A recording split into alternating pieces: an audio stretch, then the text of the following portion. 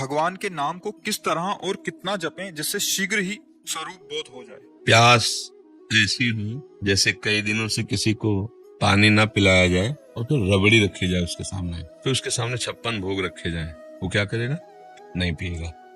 उसकी चाह होगी कि केवल पानी पिला दो।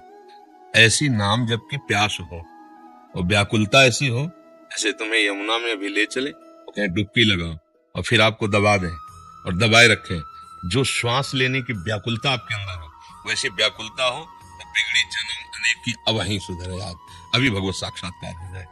व्याकुलता हो ऐसी जैसे यमुना में डुबोने पर श्वास लेने की चेष्टा करने पर फिर दबाया जाए, वो एकदम श्वास के लिए व्याकुल हो रहा है, प्राण व्याकुल हो रहे हैं। प्यास ऐसी हो कि जैसे पानी की चाह वाले को रबड़ी रसगुल्ला रखा जाए।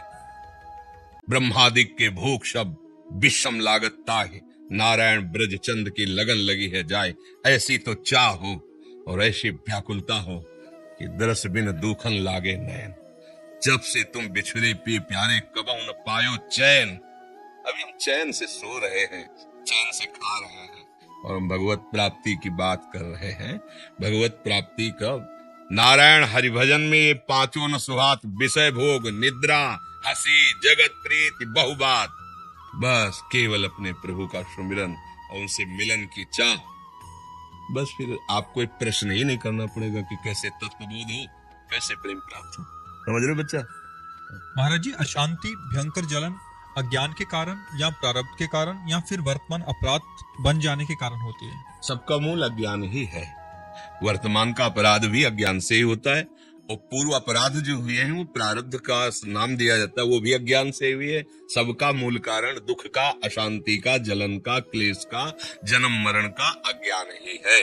भगवान के चरणारविंद का आश्रय लेकर भगवान के प्रेमी जनों के द्वारा उनके श्रीमुख से निकले हुए वचनों को सुनकर उनकी आज्ञा के अनुसार जीवन हम अपना चलाए तो बहुत जल्दी हमें ज्ञान प्राप्त हो जाए, तो ये अज्ञान नष्ट हो जाए। अज्ञान नष्ट होते ही परम शांति की प्राप्ति हो जाती है। श्रद्धावान लभते ज्ञानम तत्परः संयतेन्द्रिया ज्ञानम लब्ध्वा पराम शांति। परम शांति कहाँ मिली?